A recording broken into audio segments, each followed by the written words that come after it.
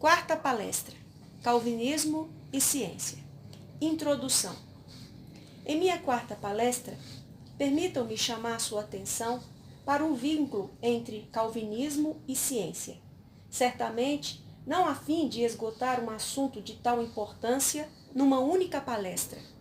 Submeto à sua atenciosa consideração apenas 4 pontos. Primeiro, que o calvinismo encorajou e não poderia fazer outra coisa senão encorajar o amor pela ciência. Segundo, que ele restaurou a ciência, seu domínio. Terceiro, que ele libertou a ciência de laços artificiais. E quarto, de que maneira ele procurou e encontrou uma solução para o inevitável conflito científico. O calvinismo encorajou o amor pela ciência. Um incidente histórico: o cerco de Leiden. Para começar, então, encontra-se escondido no calvinismo um impulso, uma inclinação, um incentivo para a investigação científica. É um fato que a ciência tem sido encorajada por ele e que seu princípio exige o espírito científico. Uma gloriosa página da história do calvinismo pode ser suficiente para provar isso, antes de entrarmos mais plenamente na discussão quanto ao incentivo à investigação científica encontrado no calvinismo como tal.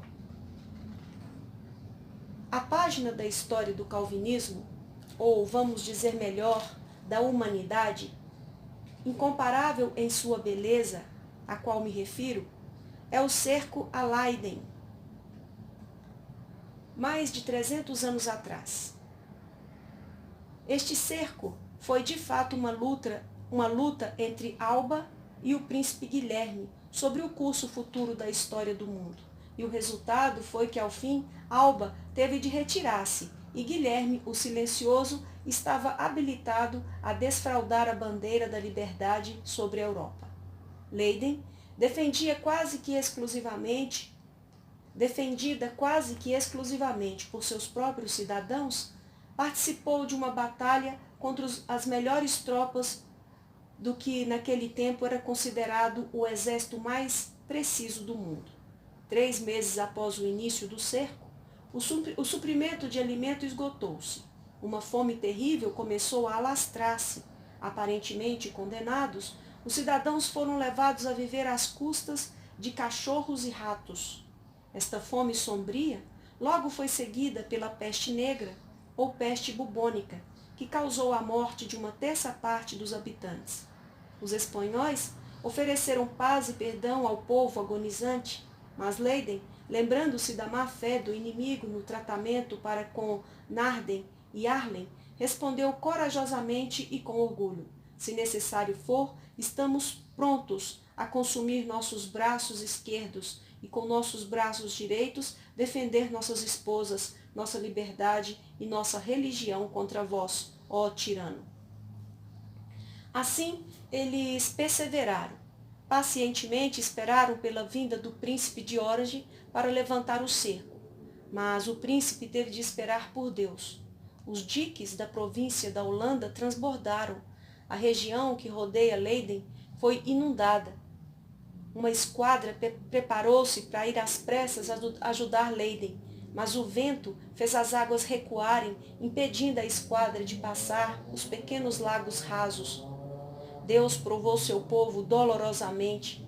Finalmente, contudo, em 1º de outubro, o vento voltou para o oeste e, forçando as águas para cima, possibilitou que a esquadra alcançasse a cidade sitiada. Então os espanhóis fugiram às pressas para escapar da maré crescente. No 3º dia de outubro, a esquadra entrou no porto de Leiden e, sendo levantado o cerco, a Holanda e a Europa foram salvas. A população, todos, exceto os levados pela fome à morte, mal podiam se arrastar. Todavia, todos, sem exceção, andaram como puderam para a casa de oração. Ali, todos caíram sobre seus joelhos e deram graças a Deus. Mas quando tentaram pronunciar sua gratidão em salmos e louvor, estavam quase sem voz, pois não havia mais forças neles. e os sons de seus cânticos desvaneceram-se em grato suspiro e pranto. O relacionamento do incidente com ciência. Vejam o que chamo de uma página gloriosa na história da liberdade, escrita com sangue. E se vocês agora me perguntarem o que tem isso a ver com a ciência, eis aqui a resposta. Em reconhecimento a tal coragem patriótica, os estados da Holanda não presentearam Leiden com um punhado de ordens cavalheirescas, ou com ouro, ou com honra, ou com uma escola de ciência. A Universidade de Leiden, famosa em todo o mundo.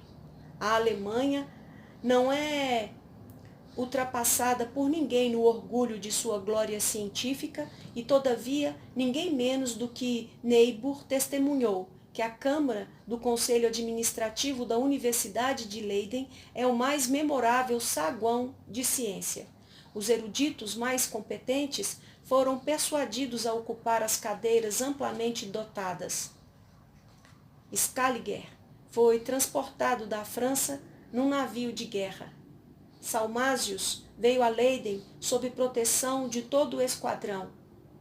Por que eu daria a vocês a longa lista de nomes dos príncipes da ciência, dos gigantes na erudição, que encheram Leiden com o brilho de sua reputação, ou falaria a vocês como este amor pela ciência saindo de Leiden impregnou a nação toda? Vocês conhecem os Lipsius, os Hemisterius, os Boerhaves. Vocês sabem que o telescópio, o microscópio e o termômetro foram inventados na Holanda? E assim, a ciência empírica, digna de seu nome, tornou-se possível. Observação. Justus Lipsius, 1547 a 1606, linguista crítico e humanista, ele foi inicialmente católico romano, depois luterano, reformado e de novo católico romano. Quando morreu, ele era o historiador do rei da Espanha. Tiberius Hensterius, filologista, 1685 a 1766. F. Hensterius, sobrinho de Tiberius, 1721 a 1790, filósofo moralista. Hermann Boerhaave, muito famoso como físico, 1668-1738.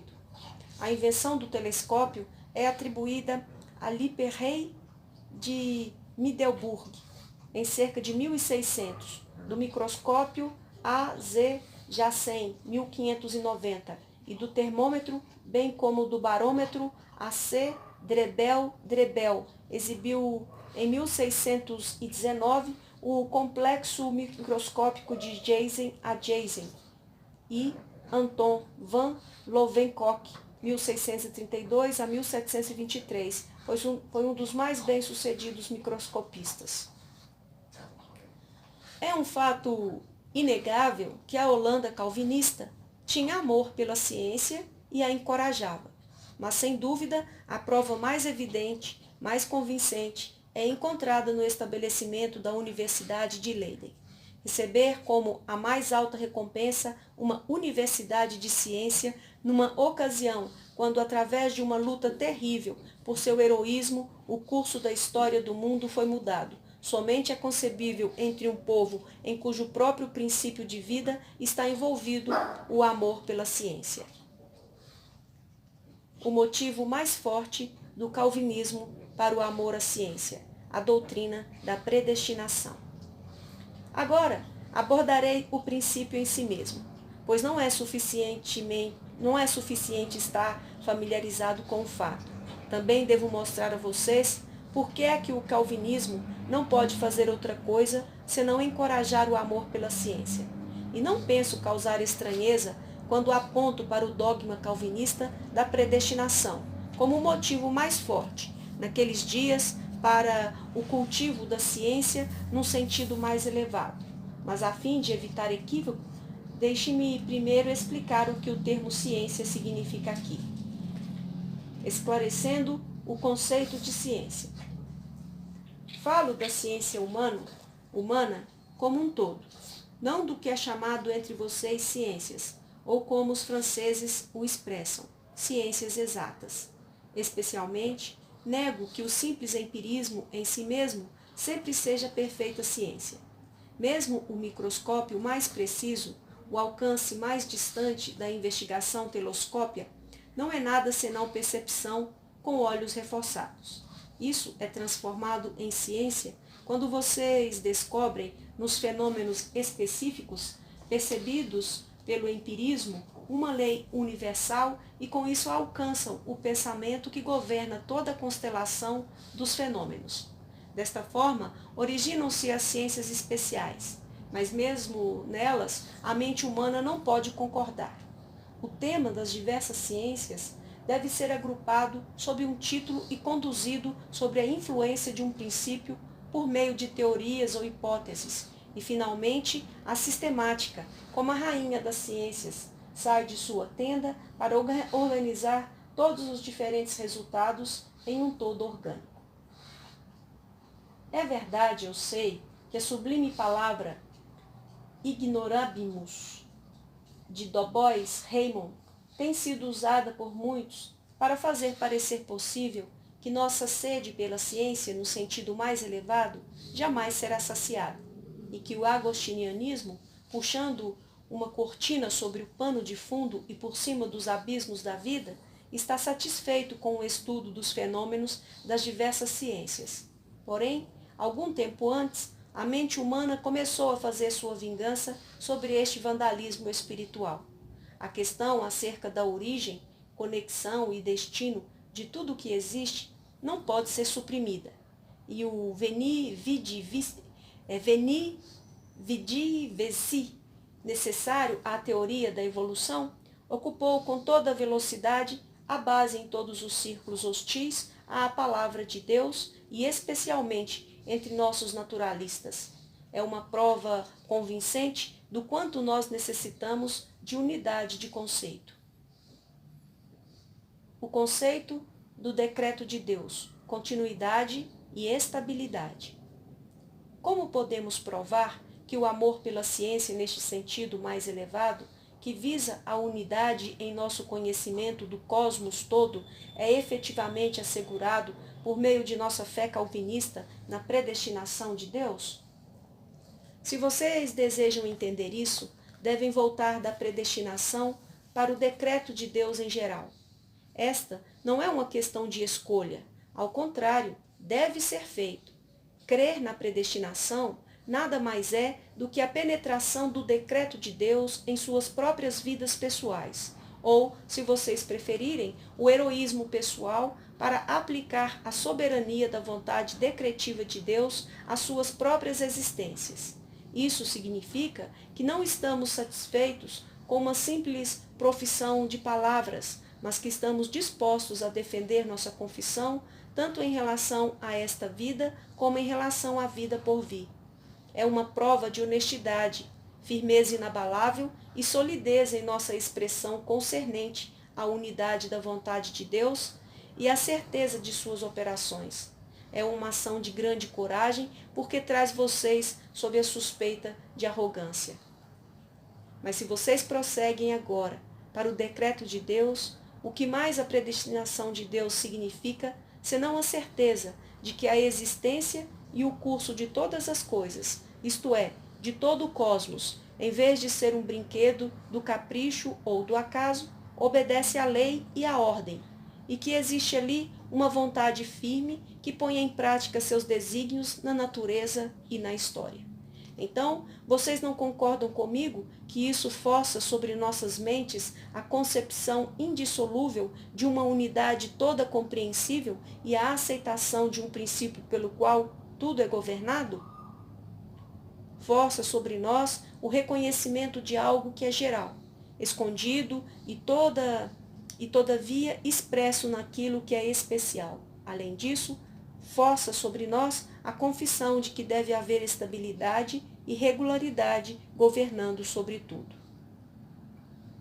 Deste modo, vocês reconhecem que o cosmos, em vez de ser um monte de pedras livremente arranjadas às pressas, ao contrário, apresenta à nossa mente uma construção monumental, erigida num estilo severamente consistente.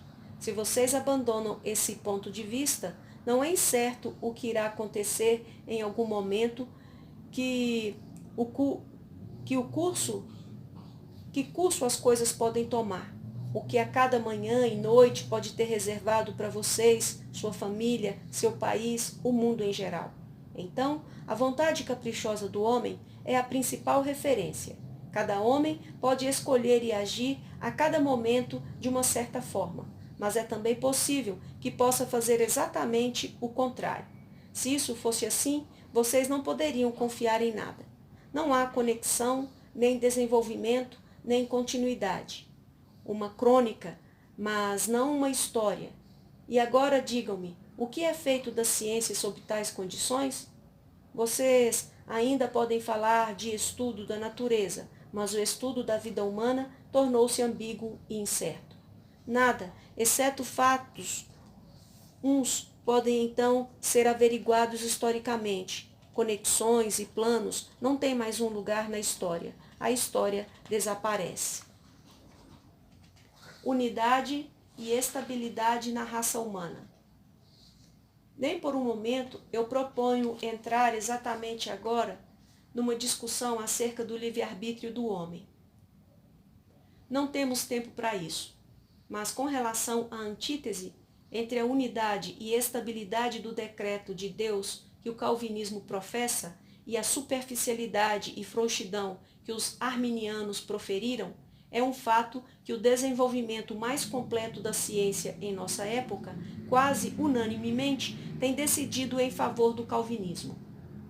Os sistemas dos grandes filósofos modernos são quase unanimemente em favor da unidade e estabilidade. A History of the Civilization in England, de Buckley, foi bem sucedida em provar a ordem estável das coisas na vida humana com força demonstrativa surpreendente, quase matemática. Lombroso e toda a sua escola de criminalistas declararam-se publicamente quanto a essa questão como andando sobre linhas calvinistas. Observação. Buckley, criminologista italiano, 1830-1909, professor de psiquiatria da Universidade de Turim, interessou-se pela criminologia. Para ele, o criminoso é antes de tudo um doente, que fatores de hereditariedade e doenças nervosas predispõem à delinquência. Daí sua teoria do criminoso nato, caracterizado por estigmas anatômicos, fisiológicos e patológicos. O cosmos, um princípio, um plano fixado. Deus, a causa. E as hipóteses mais recentes sobre as leis de hereditariedade e variação, as quais controlam toda a organização da natureza e não admitem exceção no campo da vida humana, já têm sido aceitas por todos os evolucionistas como o credo comum. Embora eu me abstenha no momento de qualquer crítica, quer destes sistemas filosóficos, quer dessas hipóteses naturalistas, simplesmente, ao menos, está claramente demonstrado por eles que todo o desenvolvimento da ciência em nosso tempo pressupõe um cosmos que não se torna vítima dos caprichos do acaso, mas que existe e desenvolve-se a partir de um princípio segundo uma ordem estável, visando um plano fixado. Esta é uma reivindicação que está, como claramente aparece, diametralmente oposta ao arminianismo e em completa harmonia com a fé calvinista, de que há uma vontade suprema em Deus, a causa de todas as coisas existentes, sujeitando-as a ordenanças fixadas e dirigindo-as a um plano pré-estabelecido. Os calvinistas nunca pensaram que o conceito sobre o cosmos coloca a predestinação de Deus como um agregado de decretos livremente combinados, mas eles sempre sustentaram que o conjunto formou um programa orgânico da criação toda e da história toda. E assim, como um calvinista considera o decreto de Deus como o fundamento e a origem das leis naturais, do mesmo modo também encontra nele o firme fundamento e a origem de toda lei moral e espiritual. Ambas, as leis naturais, bem como as leis espirituais, formam juntas uma ordem superior que existe segundo o mandato de Deus e por isso o conselho de Deus será completado na consumação de seu plano eterno todo abrangente. Fé em unidade, estabilidade e ordem. Fé numa unidade, estabilidade e ordem de coisas como esta, pessoalmente como predestinação, cosmicamente como o conselho do decreto de Deus, não poderia senão despertar aos brados e vigorosamente encorajar o amor pela ciência. Sem uma profunda convicção desta unidade, estabilidade e ordem, a ciência é incapaz de ir além de meras conjecturas. Somente quando há fé na conexão orgânica do universo, haverá também a possibilidade para a ciência subir da investigação empírica dos fenômenos especiais para o geral, e do geral para a lei que governa acima dele, e desta lei para o princípio que domina sobre tudo. Os dados, que são absolutamente indispensáveis para toda ciência superior, estão à mão somente sob essa suposição. Lembre-se do fato de que naqueles dias, quando o calvinismo abria para si um caminho na vida, o cambaleante semi-pelagianismo tinha embotado esta convicção de unidade, estabilidade e ordem, a tal ponto que até mesmo Tomás de Aquino perdera uma grande parcela de sua influência, enquanto que os escotistas, os místicos e os epicureus disputavam uns com os outros em seus esforços para privar a mente humana de seu curso estável. E quem há que não perceba que um impulso inteiramente novo para empreender investigações científicas se originou do calvinismo recém-nascido?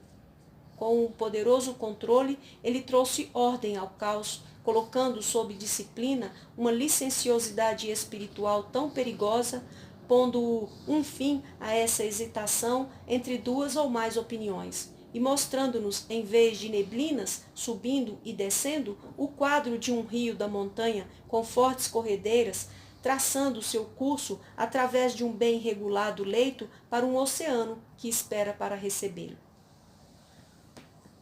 O calvinismo mantém firme sua cosmovisão. O calvinismo passou por muitas lutas ferozes por causa do seu apego ao conselho do decreto de Deus. Muitas vezes pareceu que estava à beira da destruição. O calvinismo foi ultrajado e caluniado por causa disso. E quando se recusou a excluir até mesmo nossa ação pecaminosa do plano de Deus, porque sem isso o programa de ordem do mundo novamente seria rasgado em pedaços, nossos oponentes não evitaram acusar-nos de fazer de Deus o autor do pecado. Eles não sabiam o que faziam. Em meio a más e boas notícias, o calvinismo mantém firmemente sua confissão.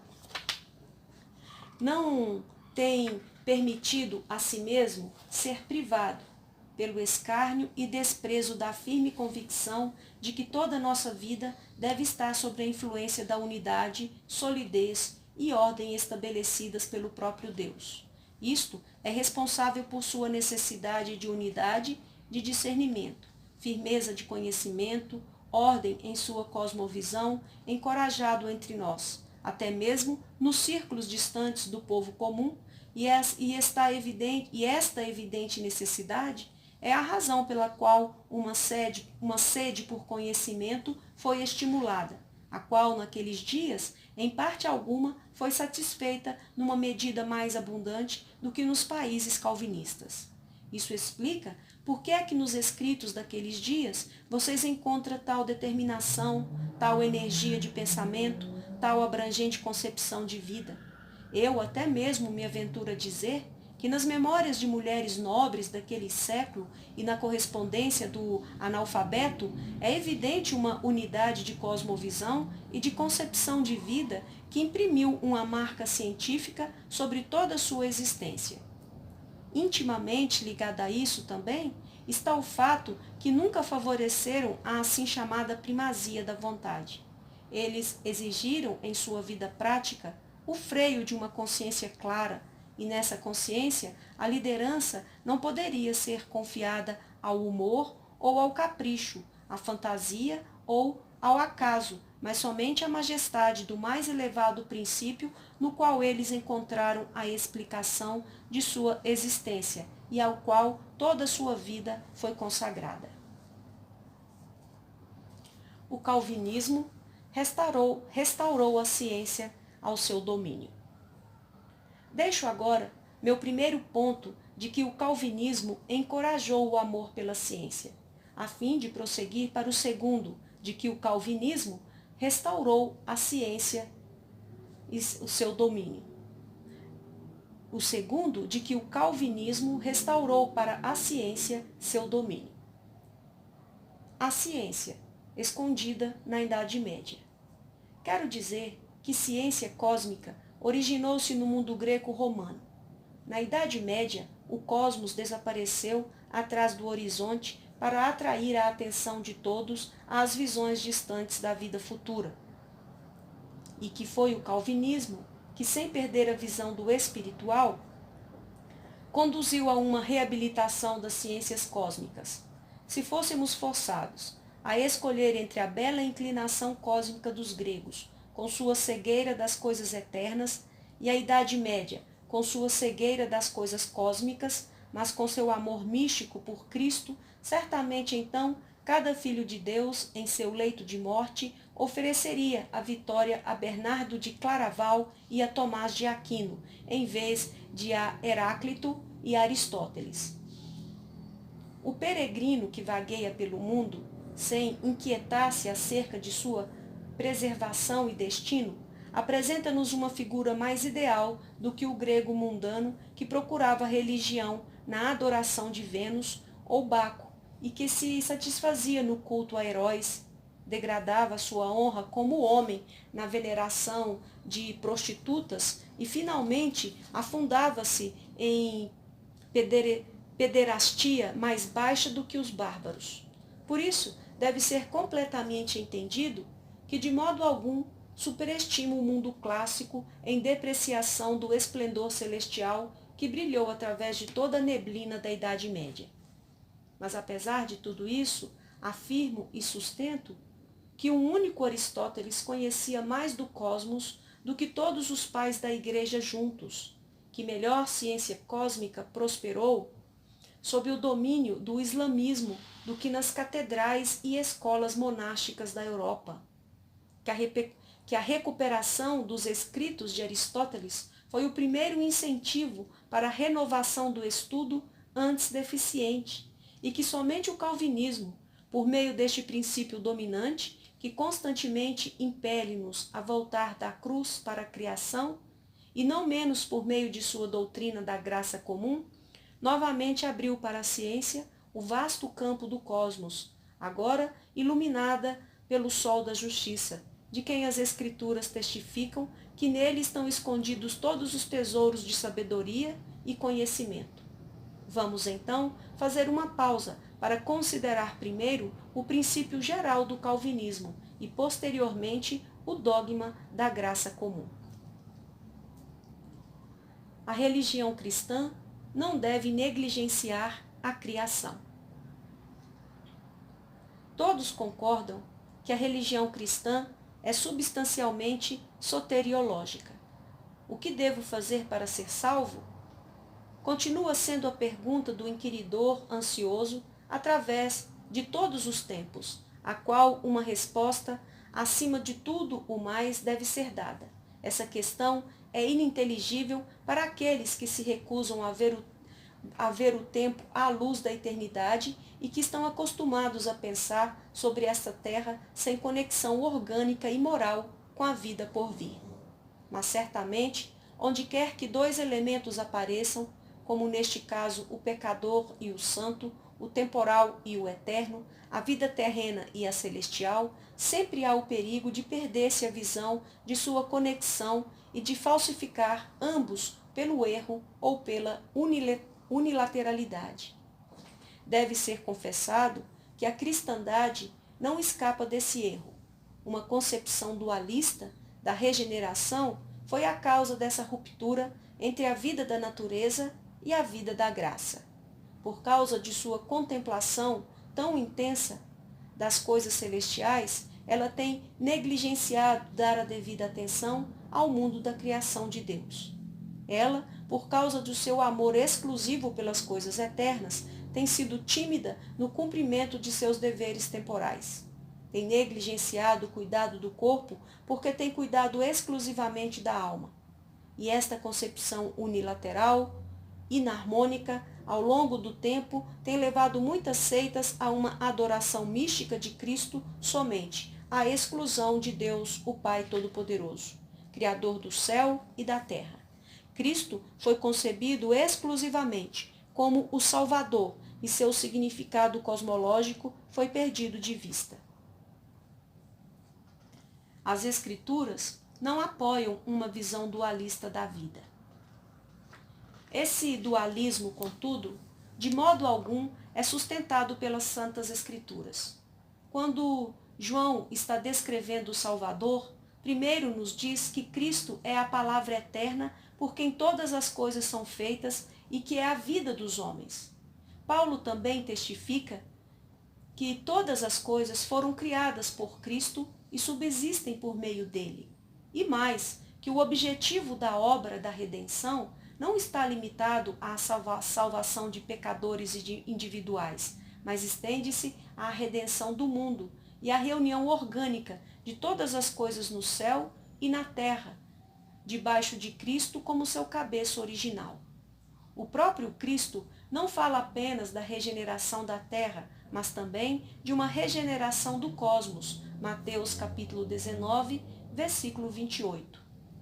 Paulo declara: toda a criação geme esperando pela redenção do cativeiro para a glória dos filhos de Deus. E quando João, em Pátimos, escutou os hinos dos querubins e do Redentor, toda honra, louvor e ação de graças foram dadas ao Deus que criou o céu e a terra. O Apocalipse retorna ao ponto de partida de Gênesis capítulo 1, versículo 1. No princípio, criou Deus os céus e a terra. De acordo com isso, o resultado final do futuro, prenunciado nas Santas Escrituras, não é a existência meramente espiritual de almas salvas, mas a restauração do cosmos inteiro, quando Deus será tudo em todos, debaixo do céu e terra renovados. Este significado amplo, abrangente e cósmico do Evangelho foi novamente entendido por Calvino, compreendido não como o resultado de um processo dialético, mas da profunda impressão da majestade de Deus que moldou sua vida pessoal. A salvação não é antagônica à glória de Deus na criação. Certamente, nossa salvação é de valor substancial, mas não pode ser comparada com o valor muito maior da glória de nosso Deus, que tem revelado sua majestade em sua maravilhosa criação. Essa criação é obra de suas mãos, e sendo desfigurada pelo pecado, o caminho estava aberto, é verdade, para uma revelação ainda mais gloriosa em sua restauração. Todavia, a restauração é e sempre será a salvação daquilo que foi primeiro criado, a teodiceia do trabalho manual original de nosso Deus. A mediação de Cristo é e sempre será o estribilho do grande hino das línguas dos homens e das vozes dos anjos. Mas mesmo essa mediação tem por seu objetivo final a glória do Pai. E não importa quão grande possa ser o esplendor do reino de Cristo, ele finalmente se renderá ao Deus e Pai. Ele ainda é nosso advogado junto ao Pai. Mas a hora está chegando, quando sua oração por nós cessará, porque saberemos naquele dia que o Pai nos ama. Com isso, certamente, o calvinismo coloca um fim, de uma vez por todas, no desrespeito pelo mundo, na negligência do temporal e na depreciação das coisas cósmicas. A vida cósmica recobrou seu valor não às custas das coisas eternas, mas em virtude de sua qualidade como trabalho manual de Deus e como uma revelação dos atributos de Deus. A história demonstra a visão calvinista integral. Dois fatos são suficientes para impressionar vocês com a veracidade disto. Durante a terrível peste bubônica, que certa vez devastou Milão, o amor heróico do cardeal Borromeo distinguiu-se brilhantemente na coragem que ele manifestou em suas ministrações aos moribundos. Mas durante a peste bubônica, que no século XVI atormentou Genebra, Calvino agiu melhor e mais sabiamente, pois não apenas cuidou incessantemente das necessidades espirituais dos doentes, mas ao mesmo tempo introduziu medidas higiênicas até então incomparáveis, pelas quais as ruínas da praga foram interrompidas. O segundo fato para o qual chamo sua atenção não é menos notável. O pregador calvinista Peter Plancius, de Amsterdã, era um pregador eloquente, um pastor incomparável em sua consagração à sua obra. O primeiro na luta eclesiástica de seus dias, mas ao mesmo tempo foi o oráculo dos armadores e dos capitães do mar por causa de seu extenso conhecimento geográfico. A investigação das linhas de longitude e latitude do globo terrestre formavam, em sua opinião, um todo com a investigação do comprimento e largura do amor de Cristo. Ele viu-se colocado diante de duas obras de Deus, a primeira na criação, a outra em Cristo, e em ambas ele adorava aquela majestade do Todo-Poderoso Deus, o que transportava sua alma ao êxtase. Conhecemos a Deus pela Escritura e pela natureza. Nesse aspecto, é digno de nota que nossas melhores confissões calvinistas falam de dois meios pelos quais conhecemos a Deus, a saber, as Escrituras e a natureza. E ainda mais notável é que Calvino, em vez de simplesmente tratar a natureza como um item acessório, como tantos teólogos estavam inclinados a fazer, estava acostumado a comparar as Escrituras a um par de óculos que nos capacita a decifrar novamente o pensamento divino, escrito pela mão de Deus no livro da natureza, o qual se tornou obliterado em consequência da maldição. Assim, desapareceu toda a possibilidade de medo de que aquele que ocupava-se com a natureza estava desperdiçando suas capacidades na busca de coisas vãs e inúteis. Ao contrário, foi percebido que, por causa de Deus, nossa atenção não pode ser retirada da vida da natureza e da criação. O estudo do corpo recuperou seu lugar de honra ao lado do estudo da alma, e a organização social da humanidade na Terra foi novamente considerada como sendo um objeto tão valioso da ciência humana quanto a congregação dos santos perfeitos no céu. Isso também explica a íntima relação existente entre o calvinismo e o humanismo. Até onde o humanismo se esforçou para substituir a vida eterna pela vida neste mundo, todo calvinista se opôs ao humanista.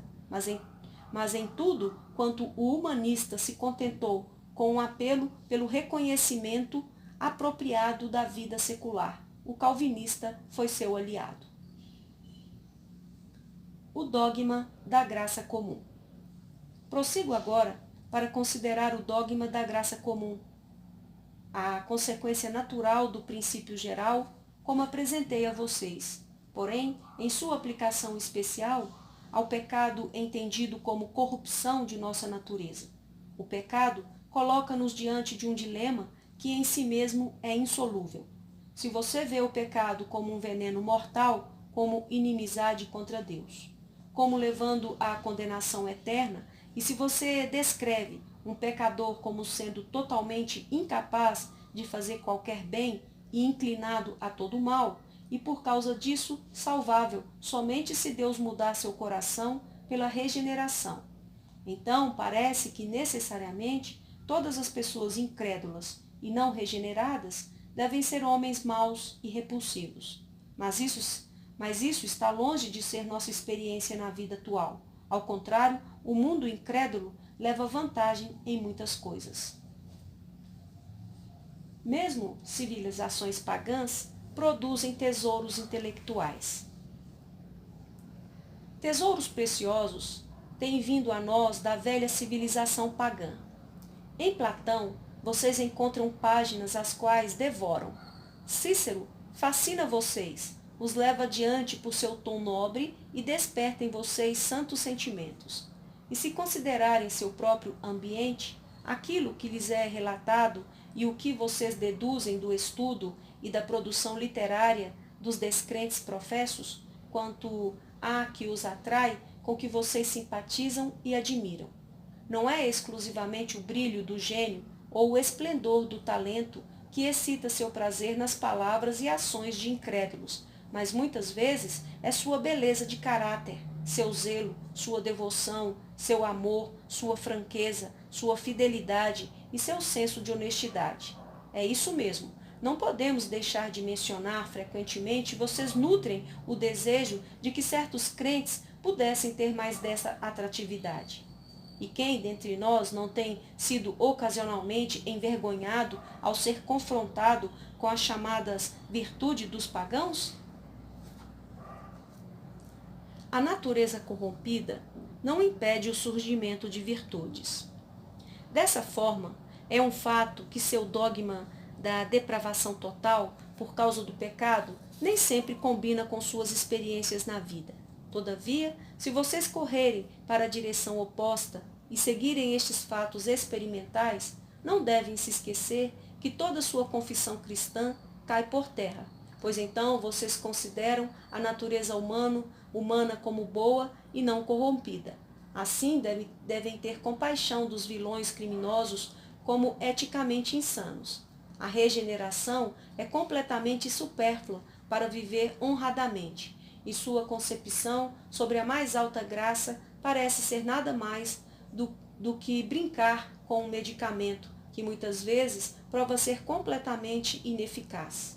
É verdade que algumas pessoas salvam-se dessa posição incômoda falando das virtudes dos incrédulos como vícios esplêndidos, e por outro, imputando os pecados dos crentes ao velho Adão. Todavia, vocês mesmos sentem que isso é um subterfúgio ao qual falta seriedade. A explicação dos católicos. Roma tentou encontrar uma rota de escape melhor na bem conhecida doutrina da pura naturalia. Os romanistas ensinaram que existiam duas esferas de vida, a terrena, ou meramente humana aqui embaixo, e a celestial, mais elevada do que a humana como tal. A última oferecendo deleites celestiais na visão de Deus. Adão, segundo essa teoria, estava bem preparado por Deus para ambas as esferas, para a esfera comum da vida pela natureza que Deus lhe deu e para a esfera extraordinária, concedendo-lhe o dom sobrenatural da retidão original. Deste modo, Adão estava duplamente suprido para a vida natural, bem como para a celestial. Pela queda, ele perdeu a última, não a primeira. Seu equipamento natural para a sua vida terrena permaneceu quase inalterado. É verdade que a natureza humana foi enfraquecida, mas como um todo ela continuou com sua integridade. As dotações naturais de Adão continuaram sua possessão após a queda. Isso explica para eles por que é que o homem caído frequentemente leva vantagem na ordem natural da vida, o que é um fato meramente humano. Os problemas com a explicação católica. Vocês percebem que este é um sistema que tenta reconciliar o dogma da queda com o estado real das coisas ao nosso redor. E sobre esta notável antropologia está fundamentada toda a religião católica romana. Apenas duas coisas são defeituosas neste sistema. Por um lado, falta-lhe a profunda concepção escriturística de pecado, e por outro, ele erra pela depreciação da natureza humana a qual conduz. Este é o falso dualismo do carnaval para o qual uma palestra anterior apontou. Nesta ocasião, o mundo é mais uma vez totalmente desfrutado. Antes entra-se no caro vale, mas após o carnaval, a fim de salvar o ideal, segue-se por um pouco de tempo a elevação espiritual para as esferas mais altas da vida. Por essa razão, o clero, separando-se do laço terreno no celibato, coloca-se em posição mais alta do que o leigo, e novamente o monge, que separando-se também das possessões terrenas e sacrificando sua própria vontade, coloca-se considerado eticamente num nível mais alto do que o clero. E finalmente, a perfeição mais alta é alcançada pelo estilista, que subindo em seu pilar, separa-se a si mesmo de todas as coisas terrenas, ou por meio do silêncio ainda mais penitente, que o faz enclausurar-se em sua caverna subterrânea. Horizontalmente, se posso usar essa expressão, e mesmo pensamento encontra o mesmo pensamento encontra a encarnação na separação entre o solo sagrado e o secular. Tudo não aprovado e não apreciado pela Igreja é considerado como sendo de um caráter inferior, e o exorcismo no batismo nos diz que essas coisas inferiores realmente estão destinadas a ser profanas.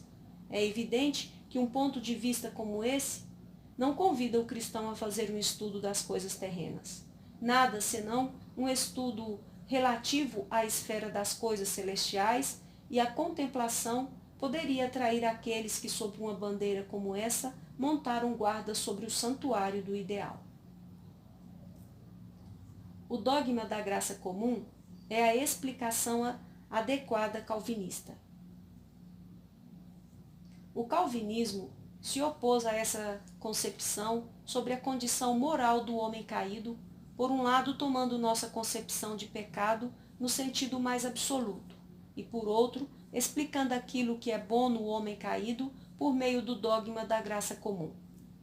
O pecado, segundo o calvinismo, e essa explicação está em pleno acordo com as escrituras sagradas, o pecado desenfreado e desacorrentado, deixado a si mesmo, teria imediatamente conduzido a uma degeneração total da vida humana, como pode ser inferido do que foi visto nos dias anteriores ao dilúvio.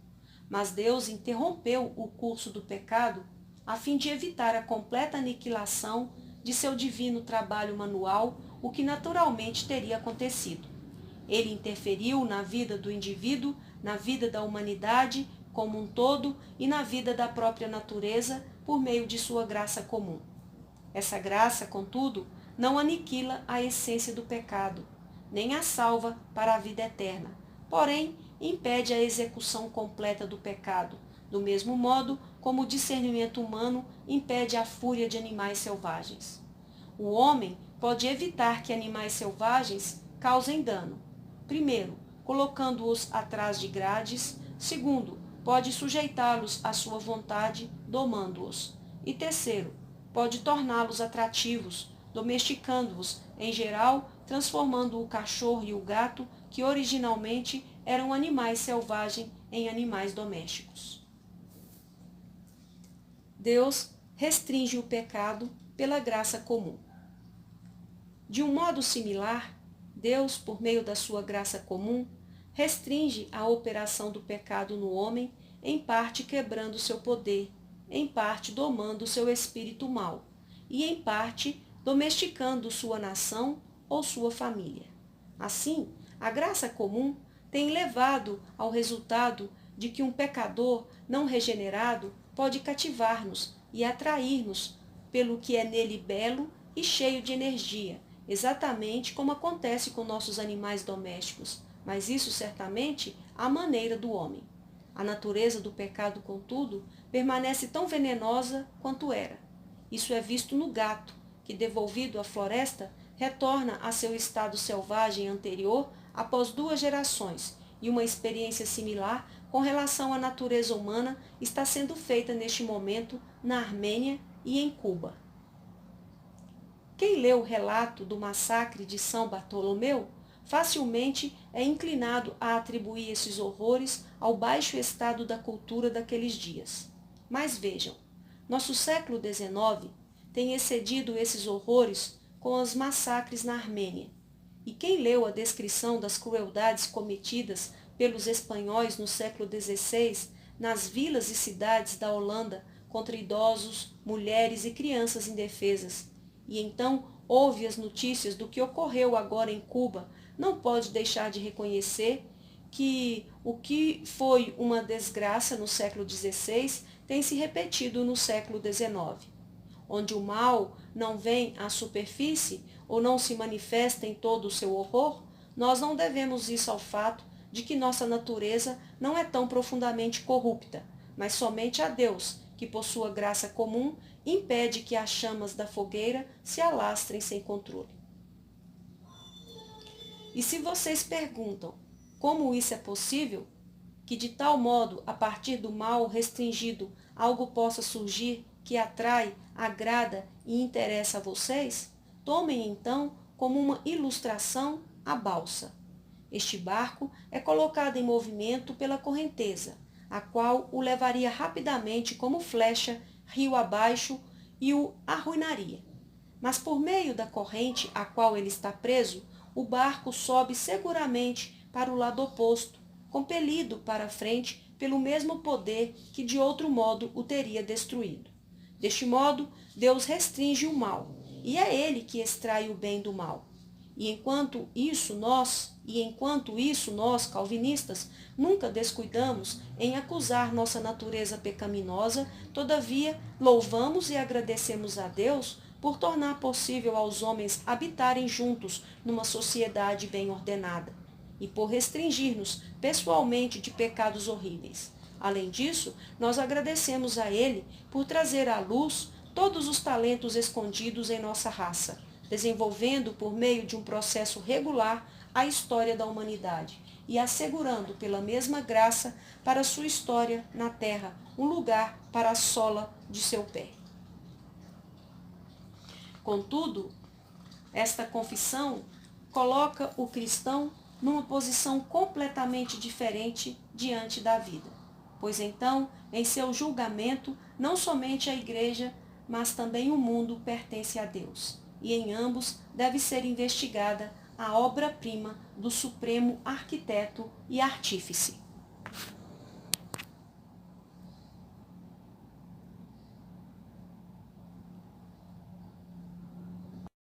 O calvinista não busca simplesmente contemplação. Um calvinista que busca a Deus nem por um momento pensa em limitar-se à teologia e à contemplação, abandonando as outras ciências como sendo de um caráter inferior, nas mãos de incrédulos, mas ao contrário, considerando a ciência como sua tarefa, a fim de conhecer Deus em todas as suas obras, está consciente de ter sido chamado para sondar, com toda a energia do seu intelecto, as coisas terrenas, bem como as coisas celestiais, para abrir à observação tanto a ordem da criação quanto a graça comum do Deus que ele adora, na natureza e seus maravilhosos atributos, na produção da indústria humana, na vida da humanidade, na sociologia e na história da raça humana. Assim, vocês percebem como este dogma da graça comum subitamente removeu o interdito sob o qual a vida secular tinha colocado limite, mesmo sob o risco de chegar muito perto de uma reação em favor de um amor unilateral por estes estudos seculares. Foi então entendido que foi a graça comum de Deus que produziu na antiga Grécia e Roma os tesouros da luz filosófica e desvendou para nós os tesouros da arte e da justiça, o que despertou o amor pelos estudos clássicos, a fim de renovar para nós o benefício de uma herança tão esplêndida. Não foi claramente visto que a história da humanidade não é tanto um espetáculo aforístico de paixões cruéis quanto um processo coerente com a cruz como seu centro, um processo no qual cada nação tem sua incumbência especial e o conhecimento da qual pode ser uma fonte de bênção para todos os povos. foi apreendido que a ciência da política e da economia nacional mereciam a cuidadosa atenção dos eruditos e pensadores. Além disso, foi intuitivamente concebido que nada havia, quer na vida da natureza ao nosso redor, quer na própria vida humana, que não se apresentasse como um objeto digno de investigação, que poderia lançar nova luz sobre as glórias de todo o cosmos em seus fenômenos visíveis e em suas operações invisíveis. E se de um ponto de vista diferente, o progresso no conhecimento científico completo sobre essas linhas muitas vezes levou ao orgulho e desviou o coração de Deus, nós devemos a este glorioso dogma da graça comum que nos círculos calvinistas o investigador mais profundo nunca deixou de reconhecer-se um pecador culpado diante de Deus e de atribuir somente à misericórdia de Deus seu esplêndido entendimento das coisas do mundo. O calvinismo proveu a liberdade da ciência. A liberdade da ciência não é licenciosidade ou ilegalidade. Tendo provado que o calvinismo encorajou o amor pela ciência e restaurou para a ciência seu domínio, permitam-me agora, em terceiro lugar, mostrar de que maneira ele promoveu sua indispensável liberdade. Para a genuína ciência, a liberdade é o que o ar que nós respiramos é para nós. Isso não significa que a ciência está totalmente desimpedida para o uso de sua liberdade e que não precisa obedecer leis. Ao contrário, um peixe colocado numa terra seca é perfeitamente livre, a saber, para expirar e perecer, enquanto que um peixe que realmente é livre para viver e desenvolver-se deve estar totalmente cercado pela água e guiado por suas barbatanas. Do mesmo modo, cada ciência deve manter a mais íntima conexão com seu assunto e obedecer estritamente às reivindicações de seu próprio método. E a ciência pode mover-se livremente somente quando está estritamente limitada por esse duplo laço, pois a liberdade da ciência não consiste em licenciosidade ou ilegalidade, mas em ser liberta de todos os laços artificiais porque não estão enraizados em seu princípio vital. As universidades na Idade Média. Então, a fim de entender plenamente a posição tomada por Calvino, deveríamos nos abster de qualquer concepção errônea sobre a vida universitária na Idade Média. Não eram conhecidas universidades do Estado naqueles dias. As universidades eram corporações livres e, deste modo, protótipos de muitas universidades na América. Naqueles dias, era a opinião geral que a ciência chamou à existência uma república literarum, uma riqueza comum de homens eruditos, a qual deve viver de seu próprio capital espiritual ou morrer por falta de talento e energia. Naqueles dias, a transgressão da liberdade da ciência não veio do Estado, mas de um quartel completamente diferente. Por séculos, apenas dois poderes dominantes eram conhecidos na vida da humanidade: a Igreja e o Estado. A dicotomia do corpo e da alma era refletida nessa concepção de vida. A Igreja era a alma, o Estado o corpo. Um terceiro poder era desconhecido. A vida da Igreja era centralizada no Papa, enquanto que a vida política das nações encontrou seu ponto de união no imperador, e foi o esforço para resolver este dualismo numa unidade superior que acendeu as chamas da luta feroz pela supremacia da coroa imperial ou da tiara papal, como vista no conflito entre os Hohenstaufen e os Guelfs. Desde então, contudo, a ciência como um terceiro poder, graças à Renascença, se intrometeu entre eles. Decorridos 13 séculos, a ciência encontrou na nascente vida universitária sua própria encarnação e reivindicou uma existência independente do Papa e do Imperador. A universidade, como um terceiro poder, sucumbe ao papado. A única questão remanescente era se esse novo poder também deveria criar um centro hierárquico, a fim de revelar-se como o terceiro grande potentado ao lado do Papa e do Imperador. Ao contrário, o caráter republicano da universidade exigiu a exclusão de toda aspiração monárquica. Porém, era natural que o Papa e César, que tinham dividido entre si todo o domínio da vida, olhassem com suspeita o crescimento de um terceiro poder inteiramente independente e tentassem de tudo, a fim de sujeitar as universidades às suas regras. Se todas as universidades então existentes tivessem tomado uma posição firme, um plano como este nunca teria sido bem-sucedido.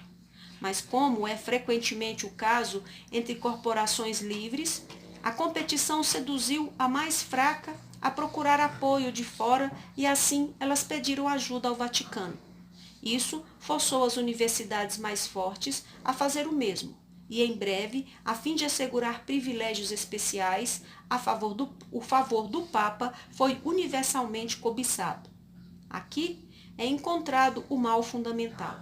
Deste modo, a ciência renunciou seu caráter independente. Foi omitido que a recepção intelectual e a reflexão da nossa consciência sobre os cosmos, em que consiste toda a ciência, formam uma esfera inteiramente diferente da Igreja. A força libertadora da reforma. Atualmente, este mal tem sido refreado pela reforma e especialmente subjugado pelo calvinismo. Formalmente subjugado porque, sendo a hierarquia monárquica abandonada na própria Igreja e sendo introduzida uma república e uma organização federal sob a autoridade monárquica de Cristo, para nós calvinistas, não mais existia uma cabeça espiritual da Igreja cuja tarefa seria governar sobre as universidades. Para os luteranos, tal cabeça visível estava à mão no governador da terra, a quem eles honravam como primeiro bispo, mas não para as nações calvinistas, que mantinham a Igreja e o Estado separados como duas diferentes esferas de vida. Um diploma de doutor em seu sistema não poderia derivar seu significado da opinião política, nem da anuência papal, nem de uma ordenança eclesiástica, mas somente do caráter científico da instituição. A Igreja exerceu pressão sobre a ciência. E a este deve ser adicionado um segundo ponto. Sem consideração para com o patrocínio papal sobre a universidade como tal, a Igreja exerceu pressão sobre a ciência, importunando, acusando e perseguindo os inovadores por causa de suas opiniões expressas e escritos publicados. Roma se opôs à liberdade da palavra, não somente na Igreja, o que era correto, mas também além de seus limites. Somente a verdade, não o erro, tinha o direito de propagar-se na sociedade e era esperado que a verdade mantivesse sua base, não por vencer o erro num conflito honesto, mas por processá-lo no Tribunal de Justiça. Isso prejudicou a liberdade da ciência, porque submeteu questões científicas que não poderiam ser estabelecidas pela jurisdição eclesiástica ao julgamento da Corte Civil. Quem mantinha o silêncio ou submetia-se às circunstâncias evitava o conflito, e aquele que, sendo de ímpeto mais heróico, desafiasse a oposição, era punido tendo suas asas cortadas. E se ele, apesar disso, tentasse voar com as asas cortadas, tinha seu pescoço torcido. Também, aquele que publicasse um livro revelando opiniões audaciosas era considerado um criminoso e, finalmente, enfrentava a Inquisição e o cadafalso.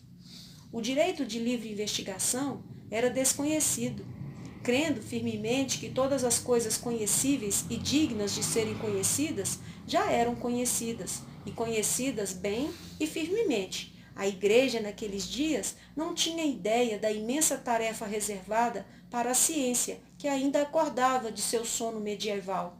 Não da luta pela vida, que deveria ser a regra indispensável na execução de sua tarefa. A igreja foi incapaz de saudar, na aurora da ciência, uma manhã rósea, anunciando o levantar de um novo sol no horizonte. Mas antes viu em seu brilho as faíscas latentes, as quais ameaçavam colocar fogo no mundo.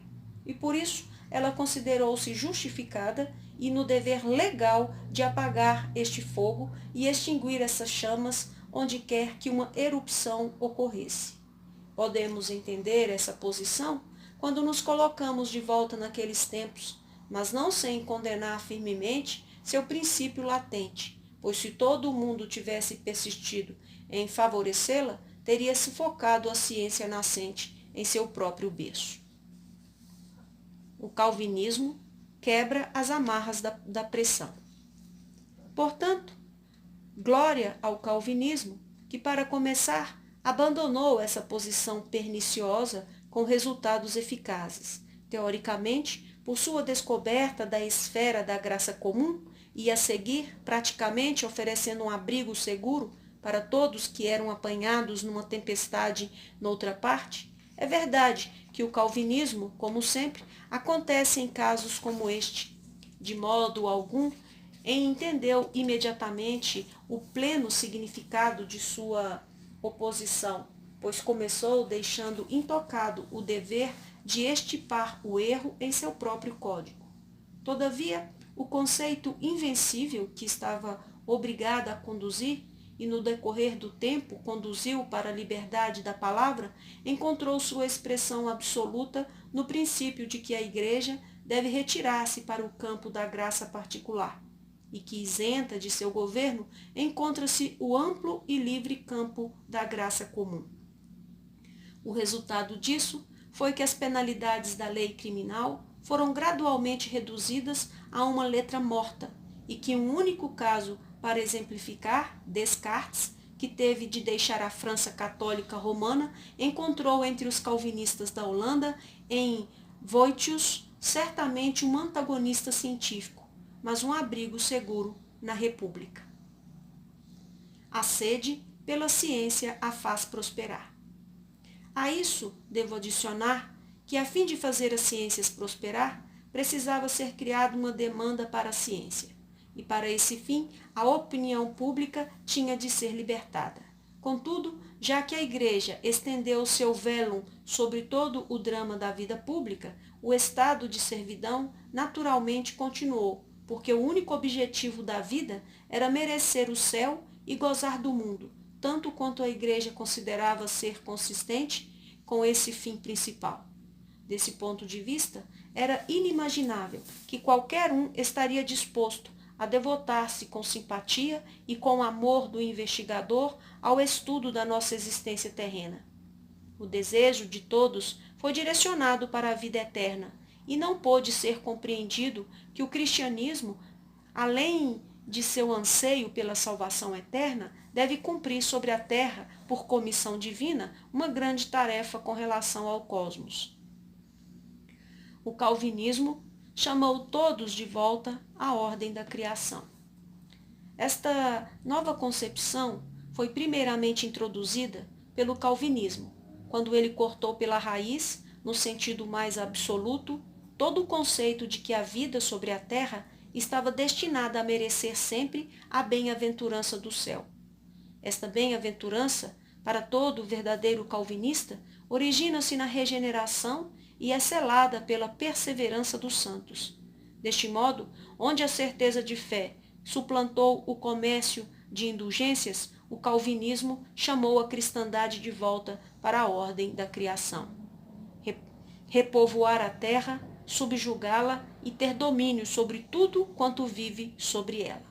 A vida cristã, como uma peregrinação, não foi mudada, mas o calvinismo tornou-se um peregrino que durante sua caminhada para nossa mansão eterna ainda deve cumprir uma importante tarefa sobre a Terra. O cosmos, em toda a riqueza do reino da natureza, foi desenrolado perante, sob e acima do homem. Todo este campo ilimitado deveria ser trabalhado. A este labor, o calvinista consagrou-se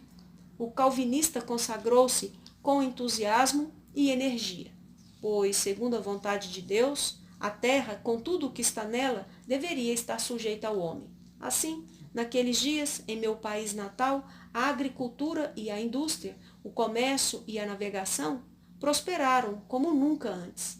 Este novo nascimento da vida nacional despertou novas necessidades.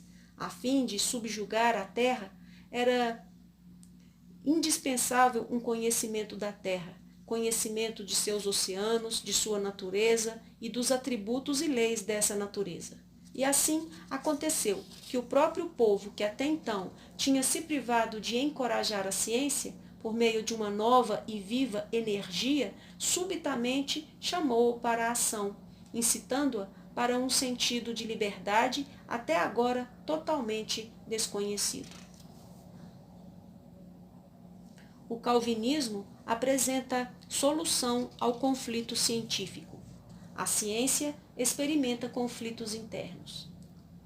E agora abordarei meu último ponto, a saber, a afirmação de que a emancipação da ciência deve inevitavelmente levar a um claro conflito de princípios e que também para este conflito somente o calvinismo ofereceu a pronta solução. Vocês entendem qual conflito tenho em vista? A livre investigação conduz a colisões. Uma pessoa traça as linhas sobre o mapa da vida de modo diferente de seu próximo.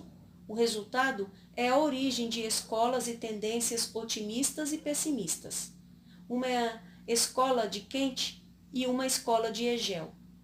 Entre os juristas, os deterministas se opõem aos moralistas.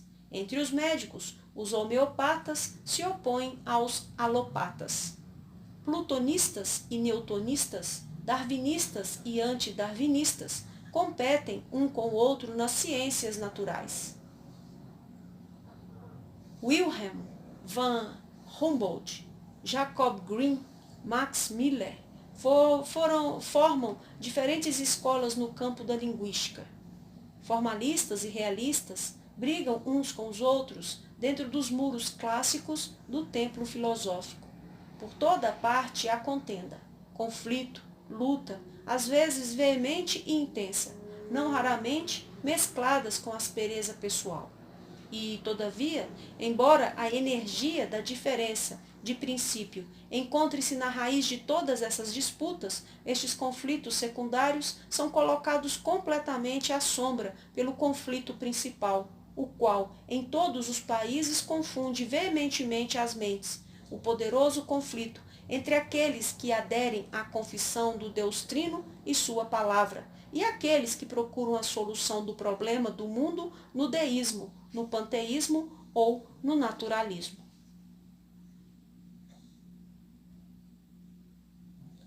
Não existe conflito entre fé e ciência. Note que eu não falo de um conflito entre a fé e a ciência. Um conflito como este não existe. Toda ciência, num certo grau, parte da fé. E o contrário, a fé que não leva à ciência é fé equivocada ou superstição, mas não é fé real, genuína. Toda ciência pressupõe fé em si, em nossa autoconsciência. Pressupõe fé no trabalho acurado de nossos sentidos. Pressupõe fé na correção das leis do pensamento. Pressupõe fé em algo universal, escondido atrás dos fenômenos especiais. Pressupõe fé na vida e, especialmente, pressupõe fé nos princípios dos quais nós procedemos, o que significa que todos esses axiomas indispensáveis, necessários a uma investigação científica produtiva, não vêm a nós pela prova, mas são estabelecidos em nosso julgamento por nossa concepção interior e dados com nossa autoconsciência. Por outro lado, todo tipo de fé tem em si mesmo um impulso para manifestar-se livremente. A fim de fazer isso, ela precisa de palavras, termos e expressões. Essas palavras devem ser a encarnação de pensamentos. O conflito sobre o cosmos considerado normal ou anormal. Estes pensamentos devem estar conectados reciprocamente, não somente com eles mesmos, mas também com o nosso ambiente, com o tempo e a eternidade. E tão logo a fé refugie desse modo em nossa consciência, nasce a necessidade da ciência e da demonstração. Daqui segue-se que o conflito não é entre a fé e a ciência, mas entre a afirmação de que o cosmos, como existe hoje, está numa condição normal ou anormal. Se ele é normal, então ele se move por meio de uma evolução eterna de suas potências, até seu ideal. Mas se o cosmos em sua presente condição é anormal, então um distúrbio aconteceu no passado, e somente um poder regenerador pode garantir o alcance final de seu alvo. Esta, e não outra, é a antítese principal que separa as mentes pensantes no campo da ciência nas duas formações de combate opostas. Normalistas, somente causa e efeito. Os normalistas se recusam a levar em conta outros dados senão os naturais. Não descansam até encontrarem uma interpretação idêntica para todos os fenômenos e se opõem com o máximo vigor a cada momento a todas as tentativas de quebrar ou de checar as inferências lógicas de causa e efeito.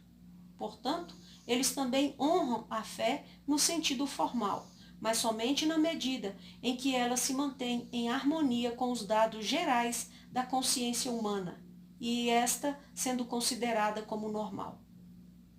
Materialmente, contudo, eles rejeitam a própria ideia de criação e só podem aceitar a evolução, uma evolução sem um ponto de partida no passado e eternamente evoluindo-se no futuro até perder-se infinito e limitado. Nenhuma espécie, nem mesmo a espécie Homo sapiens, originou-se como tal, mas dentro do círculo dos dados naturais, desenvolveu-se de formas de vida inferiores e precedentes, principalmente, nem milagres, mas em vez deles, a lei natural dominando de um modo inexorável. Nem pecado, mas evolução de uma posição moral inferior para uma superior. Se eles toleram as escrituras sagradas no todo, o fazem na condição de que todas aquelas partes que não podem ser explicadas logicamente são uma produção humana a ser cortada fora. Um Cristo, se necessário, mas alguém que seja o produto do desenvolvimento humano de Israel. E do mesmo modo um Deus, ou melhor, um ser supremo, mas segundo o modo dos agnósticos, oculto atrás do universo visível ou panteisticamente escondido em todas as coisas existentes e concebido como o reflexo ideal da mente humana. Anormalistas, a posição contraditória. Os anomalistas, por outro lado, que fazem justiça à evolução relativa, mas aderem à criação primordial em oposição a uma evolutio in infinitum, se opõem a posições dos normalistas com toda a sua força. Sustentam inexoravelmente que a concepção do homem como uma espécie independente, porque somente nele é refletida a imagem de Deus. Concebem o pecado como a destruição de nossa natureza original e, consequentemente, como rebelião contra Deus. E por essa razão, eles postulam e sustentam o milagre como o único meio para restaurar o anormal. O milagre da regeneração, o milagre das Escrituras, o milagre no Cristo descendo como Deus com sua própria vida na nossa, e assim, por causa dessa regeneração do anormal, eles continuam a descobrir a norma ideal, não na natureza, mas no Deus Trino. Sistemas de ciência com sua própria fé. Portanto, nem a fé nem a ciência, mas dois sistemas científicos, ou, se vocês preferirem, duas elaborações científicas, são opostas uma à outra, cada uma tendo sua própria fé.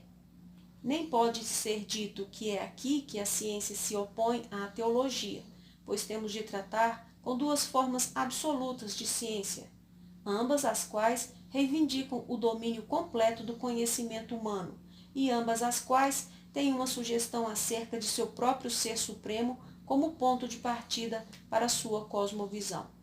O panteísmo, bem como o deísmo, é um sistema acerca de Deus, e sem reservas a teologia moderna toda encontra seu lar na ciência dos normalistas. E, finalmente, esses dois sistemas científicos, dos normalistas e dos anormalistas, não são oponentes relativos andando juntos, metade do caminho, e depois disso, suportando pacificamente um ao outro por escolherem diferentes caminhos. Ao contrário, ambos estão disputando com perseverança um com o outro total domínio da vida, e eles não podem desistir do esforço constante para derrubar ao chão todo o edifício das afirmações de seus respectivos adversários, inclusive todo o fundamento sobre o qual suas afirmações repousam. Se não tentassem isso, eles mostrariam em ambos os lados que honestamente não creem em seus pontos de partida, que não são combatentes sérios e que não entenderam a exigência primordial da ciência, que certamente reivindica unidade de concepção. Dois sistemas com dois pontos de partida díspares. Um normalista que mantém em seu sistema a mais leve possibilidade da criação, de uma imagem de Deus específica no homem, do pecado como uma queda, de Cristo na medida em que ele transcende o humano, da regeneração como diferente da evolução, da Escritura como trazendo-nos os verdadeiros oráculos de Deus, é um erudito anfíbio e perdeu o direito ao nome de cientista. Mas, por outro lado, aquele que, como um anormalista, transforma a criação numa certa extensão em evolução, que não vê no animal uma criatura protoplástica feita à imagem do homem, mas originada do homem, que rejeita a criação do homem em justiça original e que, além disso, tenta por todos os meios explicar a regeneração, Cristo e as Escrituras como resultado de causas meramente humanas, em vez de aderir com toda a energia de sua alma à causa divina, como dominando em tudo isso acima de todos os dados humanos, igualmente deve ser decididamente banido de nossas fileiras como um homem anfíbio e não científico. O normal e o anormal são dois pontos de vista absolutamente diferentes, que nada têm em comum em sua origem. Linhas paralelas nunca se cruzam. Vocês devem escolher um ou outro, mas o que quer que escolham, o que quer que vocês sejam como homens de ciência, devem sê-lo consistentemente, não somente na docência de teologia, mas em todas as docências, em toda sua biocosmovisão, na imagem completa do mundo refletida no espelho de sua autoconsciência enquanto ser humano.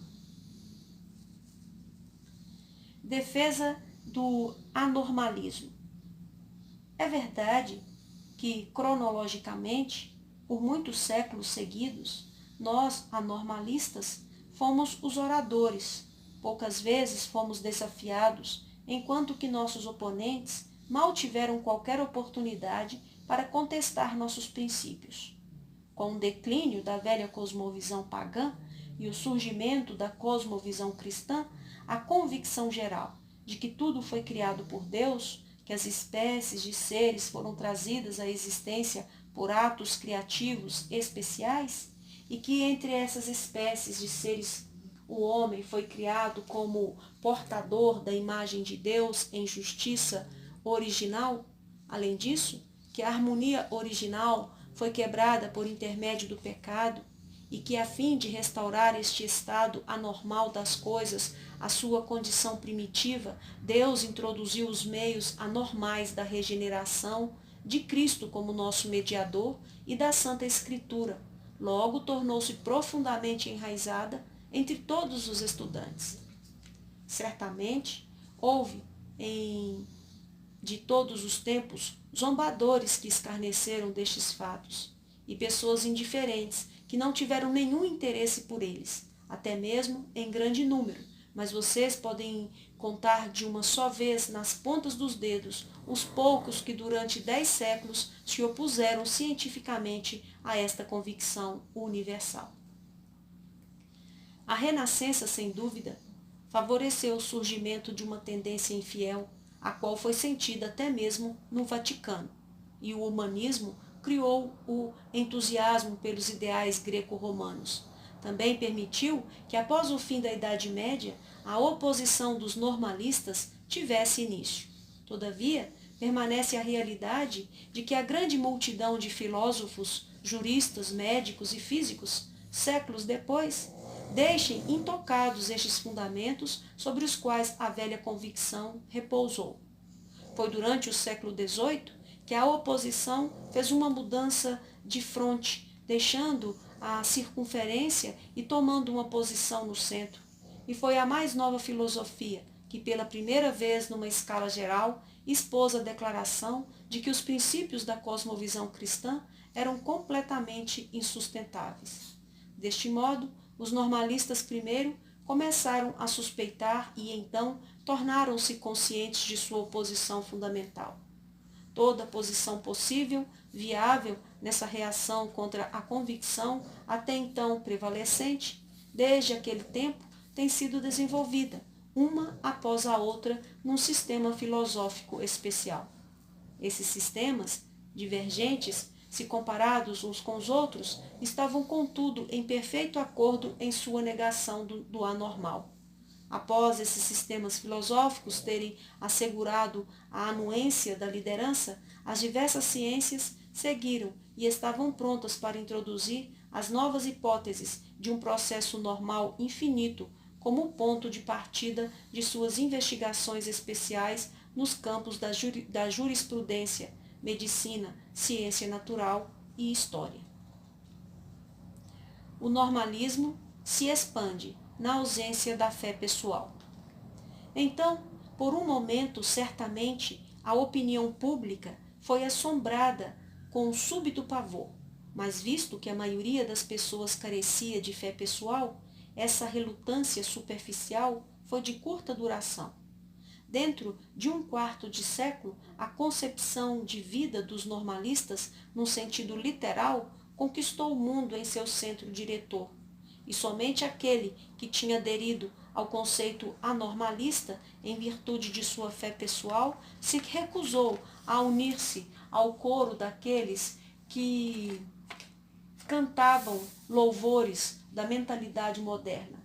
E ao primeiro impacto, sentiu-se inclinado a anatematizar toda a ciência.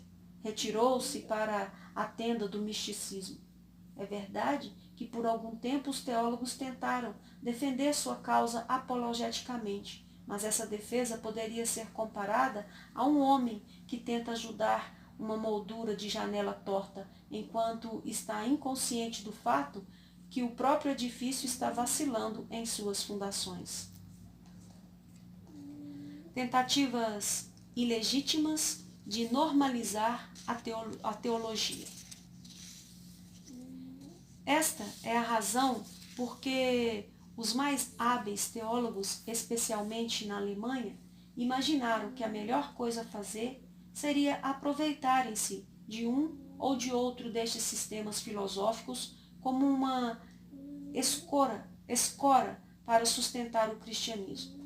O primeiro resultado dessa combinação de filosofia e teologia foi a assim chamada teologia da mediação, a qual gradualmente tornou-se mais e mais pobre em sua parte teológica e mais rica em sua parte filosófica, até que finalmente a moderna teologia levantou sua cabeça e encontrou sua glória na tentativa de purificar a teologia de seu caráter anormal.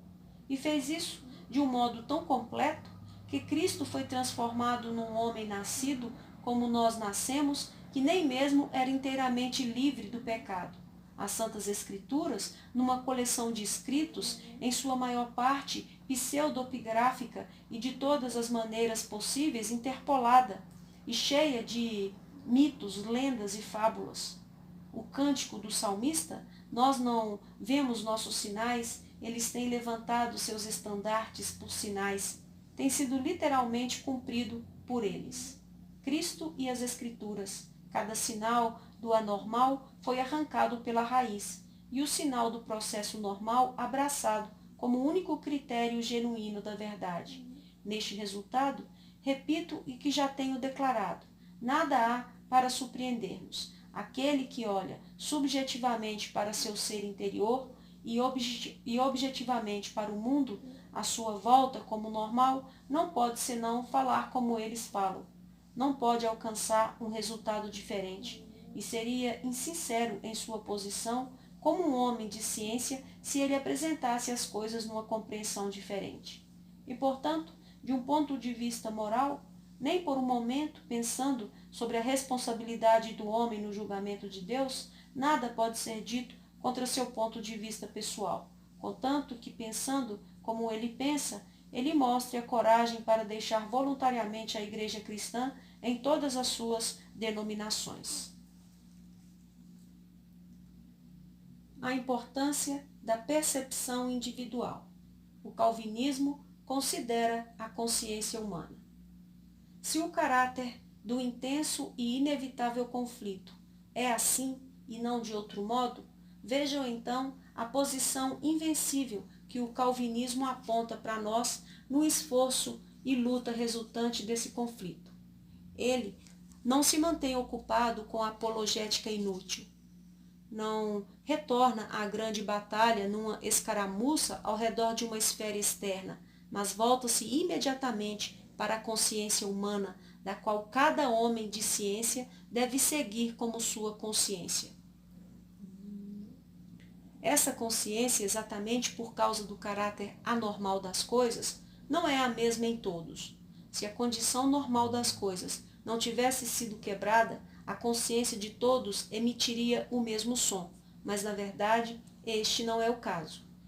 Em um, a consciência de pecado é muito poderosa e forte, em outro, ela é fraca ou completamente deficiente. Em um, a certeza da fé fala com decisão e clareza, como resultado da regeneração.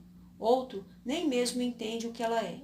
Assim também, em um, o testemunho Spiritus Sancti proclama ruidosamente e em tons firmes e fortes, enquanto que o outro declara que nunca ouviu seu testemunho. Os elementos da consciência calvinista. Estes três, a consciência de pecado, a certeza da fé e o testemunho do Espírito Santo, são elementos constituintes da consciência de cada calvinista. Eles formam seu conteúdo imediato. Sem estes três, a autoconsciência não existe nele. Isto o normalista rejeita, por isso tenta forçar sua consciência sobre nós e reivindica que nossa consciência deve ser idêntica à sua. Nada mais poderia ser esperado de seu ponto de vista, pois se ele admitisse que poderia haver uma diferença real entre a sua consciência e a nossa, teria que admitir com isso uma quebra na condição normal das coisas. Nós, ao contrário, não reivindicamos que nossa consciência seja encontrada nele. É verdade que Calvino afirma que existe escondido no coração de cada homem uma semente religiosa, semen religionis, e que o sentimento de Deus, sensus divinitatis, confessado ou não, em momentos de intenso esforço mental, faz a alma temer. Porém, não é menos verdade que é exatamente seu sistema que ensina que a consciência humana em um homem que crê e num homem que não crê não podem concordar, mas que, ao contrário, a discordância é inevitável. Aquele que não é nascido de novo não pode ter um conhecimento substancial do pecado, e aquele que não é convertido não pode possuir a certeza da fé. Aquele que carece do Testimonium Spiritus Sancti não pode crer nas Sagradas Escrituras. E tudo isso segundo o dizer penetrante do próprio Cristo. Se alguém não nascer de novo, não pode ver o reino de Deus. E também, segundo o dizer do apóstolo, o homem natural não aceita as coisas do Espírito de Deus. Calvino, contudo, não desculpa os incrédulos por causa disso. Virá o dia em que eles serão convencidos em suas próprias consciências. A consciência humana do regenerado e do não regenerado. Mas, com relação à presente condição das coisas, nós certamente devemos reconhecer dois tipos de consciência humana, a do regenerado e a do não regenerado, e essas duas não podem ser idênticas. Em uma é encontrado o que falta na outra. Uma está inconsciente da quebra e, consequentemente, apega-se ao normal.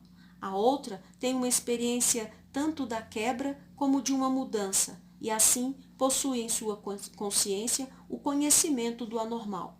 Portanto, se é verdade que a própria consciência do homem é seu primum verum, e por isso deve também ser o ponto de partida para todo cientista, então a conclusão lógica é que é uma impossibilidade, que ambos deveriam concordar e que todo esforço para fazê-los concordar está destinado ao fracasso. Ambos, como homens honestos, sentirão o dever de limitar-se a erigir um edifício científico como este para todo o cosmos, o qual esteja em harmonia com os dados fundamentais concedidos em sua própria autoconsciência. A solução calvinista. A ciência forma um todo completo. Vocês percebem imediatamente quão radical e fundamental é esta solução calvinista ao complicado problema. A ciência não é desprezada ou deixada de lado, mas postulada para o cosmos como um todo e para todas as suas partes. É mantida a reivindicação de que sua ciência deve formar um todo completo. E a diferença entre a ciência dos normalistas e a dos anormalistas não está baseada sobre algum resultado diferente da investigação, mas sobre a diferença inegável que distingue a autoconsciência de um do outro. Ciência livre é a fortaleza que nós defendemos contra o ataque da sua tirânica irmã gêmea. O normalista tenta violentar-nos até mesmo em nossa própria consciência. Ele nos diz que nossa autoconsciência precisa ser uniforme com a sua e que tudo mais que imaginamos encontrar em nossas posições está condenado como autoilusão. Em outras palavras, o normalista deseja arrancar de nós o próprio objeto que em nossa autoconsciência é o mais alto e mais santo dom do qual um rio contínuo de gratidão jorra de nossos corações para Deus. Ele considera uma mentira em nossas almas aquilo que é mais precioso e certo para nós do que nossa vida. Com nobre orgulho, nossa consciência de fé e a indignação de nosso coração erguem-se contra tudo isso. Nós nos resignamos ao destino de sermos desrespeitados e oprimidos no mundo, mas nos recusamos a ser forçados por qualquer um no santuário do nosso coração. Nós não criticamos a liberdade do normalista de edificar uma ciência bem construída a partir das premissas de sua própria consciência, mas estamos determinados a defender nosso direito e liberdade de fazer o mesmo, se necessário for, a qualquer custo. A prevalência atual do normalismo. Os papéis estão agora trocados. Até não muito tempo atrás, as principais posições do anormalismo eram consideradas como axiomas por todas as ciências, em quase todas as universidades e os poucos normalistas que naquele tempo se opunham ao princípio de seus antagonistas encontravam dificuldade para achar uma cadeira professoral. Primeiramente, eles foram perseguidos, depois declarados ilegais, depois disso, quando muito, tolerados. Mas atualmente são os mestres da situação, controlam toda a influência, preenchem 90% de todas as cadeiras, e a consequência é que o anormalista, que foi arrancado da casa oficial, é agora obrigado a procurar por um lugar onde possa depositar sua cabeça. A princípio, nós mostramos para eles a porta e agora este assalto pecaminoso sobre sua liberdade é vingado pelo justo julgamento de Deus pelo fato deles haverem colocado no olho da rua. Pelo fato deles nos haverem colocado no olho da rua. A coragem necessária ao erudito cristão. E assim, a questão é se a coragem, a perseverança e a energia que os habilitou a finalmente vencer seu litígio serão encontradas agora num grau mais alto com os eruditos cristãos. Que Deus o permita. Vocês não podem privar da liberdade de pensamento, de expressão e de imprensa aquela cuja consciência difere da sua, mas ainda vocês não podem nem mesmo pensar nisso. É inevitável que eles, a partir do seu ponto de vista, derrubem tudo quanto em sua opinião é santo.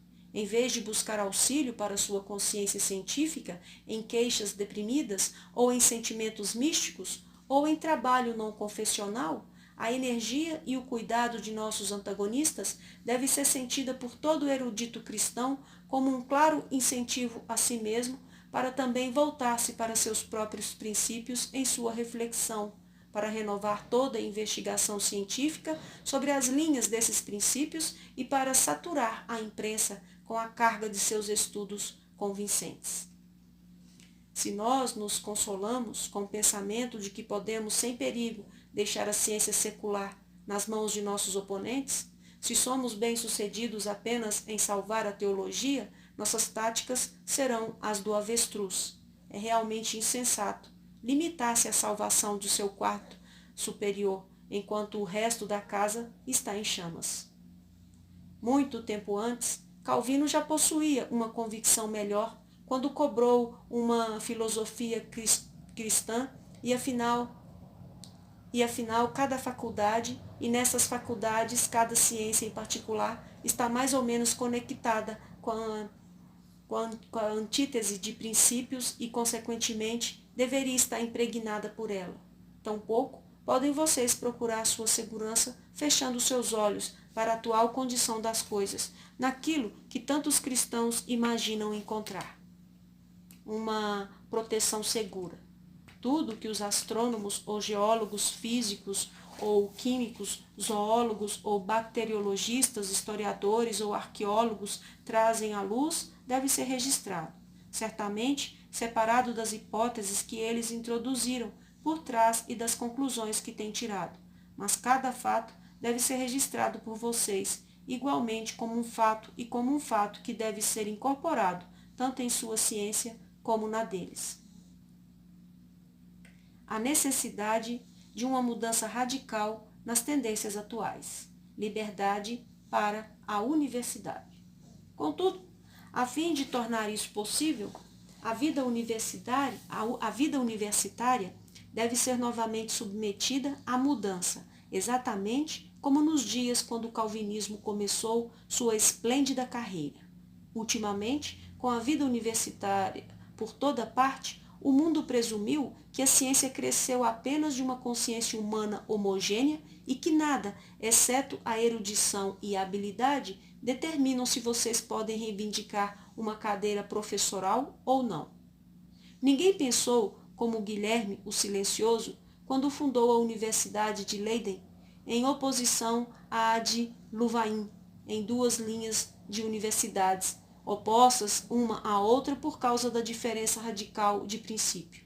Desde então, contudo, o amplo conflito mundial entre os normalistas e os anormalistas brotou em plena força a necessidade de uma divisão de vida universitária, começou novamente a ser sentida mais amplamente em ambos os lados. Os primeiros no campo foram, falo da Europa somente, os próprios incrédulos normalistas que fundaram a Universidade Livre de Bruxelas. Antes disso, na própria Bélgica, a Universidade Católica Romana de Louvain, em virtude de velhas tradições, foi colocada em oposição às universidades neutras de Liege e Gent. Na Suíça, uma universidade surgiu em Friburgo, renomada, embora ainda jovem, como uma encarnação do princípio católico romano. Na Grã-Bretanha, o mesmo princípio foi seguido em Dublin. Na França, as faculdades católicas romanas estão competindo com as faculdades de instituições do Estado. E também na Holanda, Amsterdã viu o nascimento da Universidade Livre para o cultivo geral da ciência sobre o fundamento do princípio calvinista. A tendência de gerar uma unidade forçada.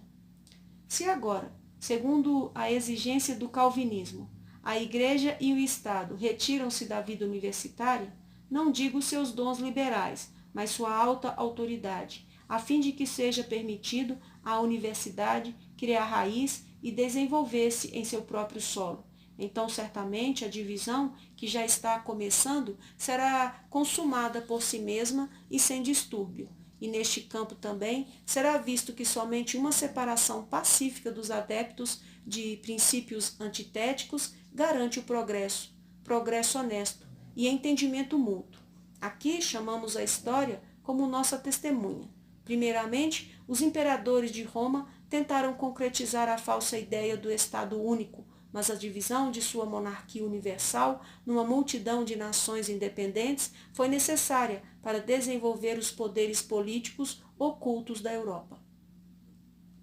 Após a queda do Império Romano, a Europa cedeu ao encantamento da Igreja Mundial Única, até que a Reforma também dispersou essa ilusão, abrindo assim o caminho para um desenvolvimento superior da vida cristã.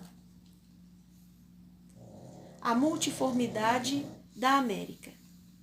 Em parte alguma, isso é visto mais claramente do que nos Estados Unidos da América, onde a multiformidade denominacional de uma incorporação eclesiástica separada para cada diferença de princípio.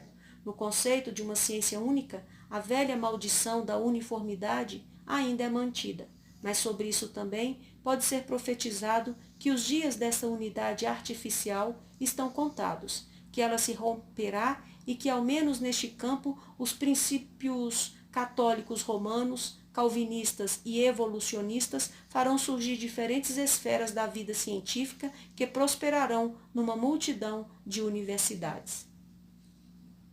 A verdadeira ciência deve livrar-se de seus laços artificiais. Devemos ter sistemas na ciência, coerência na instrução, unidade na educação. Só é realmente livre a ciência que, enquanto está estritamente limitada a seu próprio princípio, tem o poder de livrar-se de todos os laços artificiais. O resultado final, portanto, será, graças ao calvinismo, que abriu para nós o caminho, que essa liberdade da ciência também triunfará finalmente. Primeiramente, garantido pleno poder para cada sistema de vida dominante fazer uma colheita científica de seu próprio princípio. E, em segundo lugar, rejeitando o nome de científico a qualquer investigador que ousar não expor as cores de sua própria bandeira e não mostrar, adornado sobre seu escudo em letras de ouro, o próprio princípio pelo qual ele vive e do qual suas conclusões derivam seu poder. Nós terminamos aqui a leitura da terceira palestra, cujo tema foi Calvinismo e Ciência. Em um outro vídeo estará a quinta palestra, cujo tema será Calvinismo e Arte.